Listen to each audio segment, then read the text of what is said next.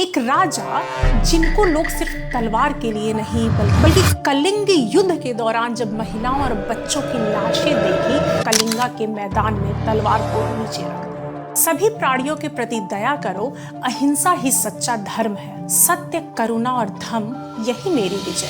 पत्थरों पर लिखे ये शब्द किसी संत के नहीं बल्कि चक्रवर्ती सम्राट के आदेश थे। एक राजा जिनको लोग सिर्फ तलवार के लिए नहीं बल्कि अपनी धर्म नीति के लिए भी याद करते हैं।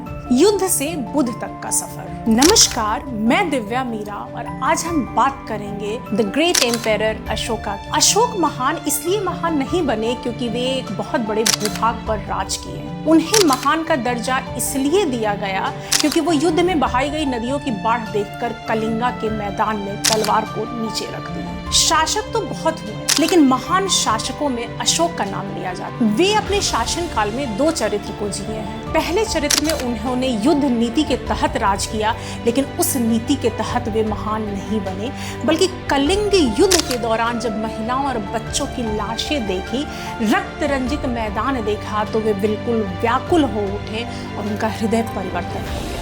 इसके बाद जब शासन किया तब जनमानस के प्रति संवेदनशीलता का समावेश किया, जिनमें उन्होंने शिक्षा, स्वास्थ्य और विकास पर जोर दिया। सभी धर्मों में आपस में तालमेल एवं समाज में शांति की स्थापना की। आपस में परस्पर प्रेम को बढ़ावा दिया और इन कार्यों को दीर्घ काल तक जीवित रखने के लिए उन्हें शिलालेखों के माध्यम से तैयार कराया, जो आज भी धरती पर विद्यमान हैं, जिनके कारण वे अशोक महान कहलाए। देश का तिरंगा जब आसमान में लहरता है तो साथ में अशोक महान भी आसमान की ऊंचाइयों पर दिखते हैं।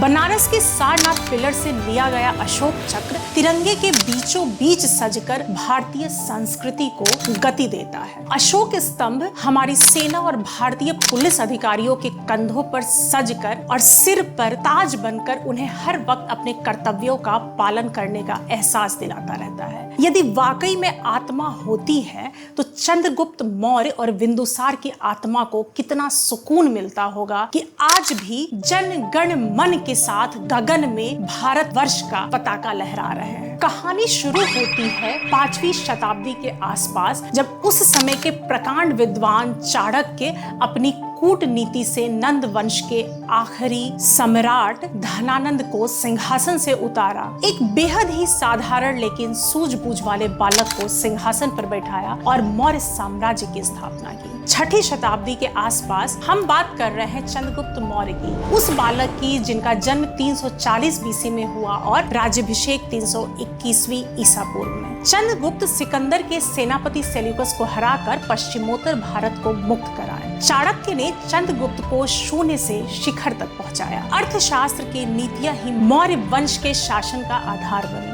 अब ये बातें बतानी इसलिए बहुत जरूरी है क्योंकि इनके बिना अशोक की कहानी अधूरी है। सम्राट अशोक चंद्रगुप्त मौर्य के पोते और बिंदुसार के पुत्र थे। 304 ईसा पूर्वी में पाटलिपुत्र, जिसे आज हम पटना के नाम से जानते हैं, में मौर्य साम्राज्य का चमकता तारा अशोक के रूप में जन्म लिया। बिंदुसार और महारानी धर्मा का पुत्र बचपन से ही युद्ध कला, घुड़सवारी और राजनीति में रुचि रखते थे। उनकी बहादुरी के कारण ही उन्हें उज्जैन और तक्षशिला का शासन सौंपा गया। समय के साथ राजमहल की राजनीति में संघर्ष बढ़ा।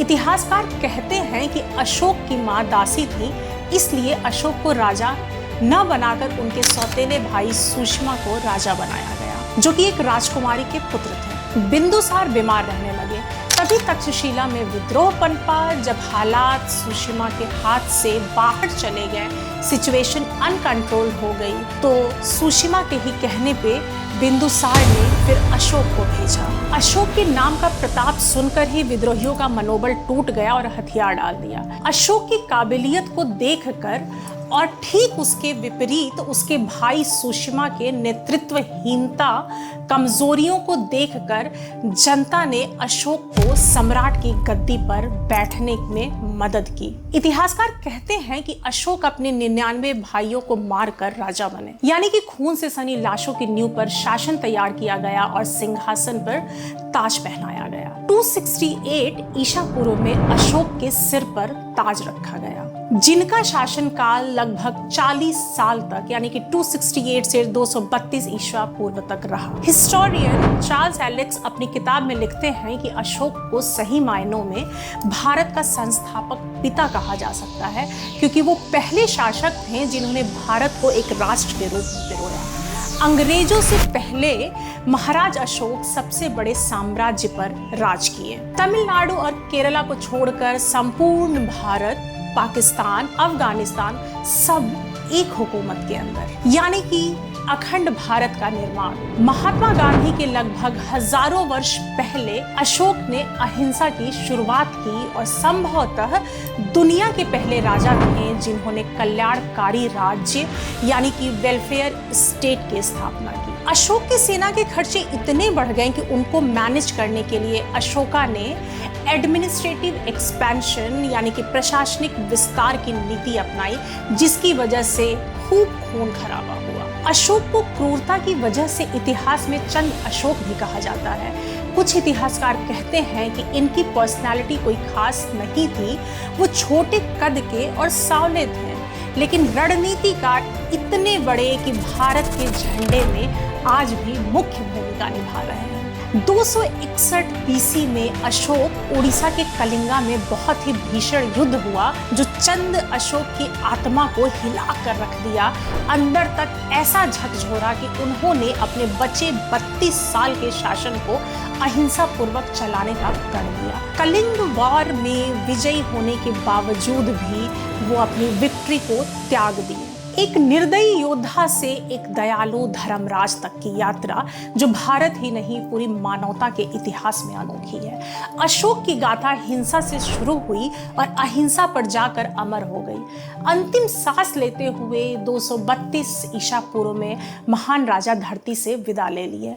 हमें वास्तव में धन्यवाद देते हैं उस आर्कियोलॉजिस्ट का जो दिल से जिज्ञासु और दिमाग से वैज्ञानिक। जेम्स प्रिंसेप सिक्के, तांबे की तख्तियां और पत्थरों पर खुदे अक्षरों को घंटों तक निहारते रहते, मानो अक्षरों से बात कर रहे हों। दिन रात की मेहनत, तुलना और खोजबीन से प्रिंसेप ने आखिर भारत के सबसे पुरानी ब्राह्मी लिपि को पढ़ने का रहस्य जान ही लिया। ये बिल्कुल वैसे ही है जैसे किसी ताले की चाबी पहली बार मिली हो। जब लिपि पढ़ी जाने लगी तब बार बार एक ही नाम, दीवान प्रिय प्रियदर्शी, यही शब्द बार बार रिपीट हो रहा था, जिसका मतलब होता है देवताओं का प्रिय राजा। पर एक सवाल जेम्स प्रिंसेप के दिमाग में कौंधने लगा, ये प्रियदर्शी कौन? क्या कोई अनजान शासक जिसको लोग भुला चुके हैं, जिसको एकदम स्मृति से हटा दिया गया है? धीरे धीरे चेन्स कनेक्ट किए जाने लगे, बौद्ध ग्रंथ, कुछ अन्य ग्रंथ। तब पता चला कि प्रियदर्शी कोई और नहीं बल्कि भारत के चक्रवर्ती सम्राट अशोक थे, जो कि मौर्य वंश के शासक थे। वो अशोक जिसने कलिंग युद्ध के बाद हिंसा छोड़ दी, वो अशोक जिसने बौद्ध धर्म और धम्म का प्रचार प्रसार अपने पुत्र महेंद्र और पुत्री संघमित्रा के जरिए दूर दूर तक किए। वो अशोक जो अपने विचार पत्थर पर खुदवा कर आने वाली कई पीढ़ियों तक संदेश पहुंचाना चाहते थे। वो अशोक जिन्होंने भारत में नालंदा, तक्षशिला, विक्रमशिला जैसे विश्वविद्यालयों की स्थापना कराई। जेम्स प्रिंसेप धूल से सनी वो खिड़की खोल दी जिससे भारत का गौरवमयी इतिहास दोबारा उजाले में आ सके। और तब उनके शिलालेखों, स्तंभलेखों को खोजा जाने लगा। सारनाथ से लेकर इंडिया के डिफरेंट रीजन्स में, हिंदुस्तान के साथ ही मॉडर्न बांग्लादेश, अफगानिस्तान, पाकिस्तान, नेपाल में भी बहुत सारी चीज़ें मिली, जिनमें 14 मेजर रॉक एडिक्ट्स हैं और कई माइनर रॉक एडिक्ट्स और बहुत सारे अभिलेख, जिनमें 13वां अभिलेख विशेषता रखता है। ब्राह्मी लिपि, खरोष्टी लिपि और प्राकृत लिपि का प्रयोग किया गया है। 13वें शिलालेख प्रमुख है क्योंकि अशोक स्वयं स्वीकार करते हैं कि इस रक्तपात ने उनके जीवन को बदल डाला।